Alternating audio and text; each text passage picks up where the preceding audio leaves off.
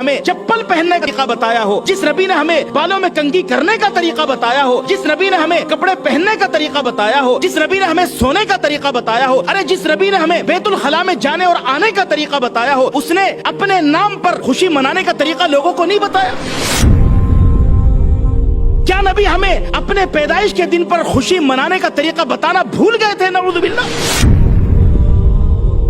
ہر آنے والا سال پچھلے سال کو شرمندہ کرتا ہے، ہر آنے والا سال خرافات میں اضافہ کرتا ہے۔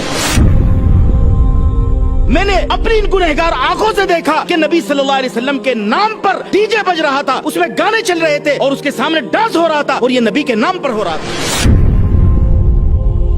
یہ نبی کی محبت ہے؟ یہ نبی کے ساتھ عشق ہے؟ کون سی دنیا میں ہم ہیں؟ کس نبی کا کلمہ پڑھتے ہیں؟ کیا مسلمانوں کے کرنے کے کام ہے؟ نہیں میرے بھائی، ہمارے دل بگڑ چکے۔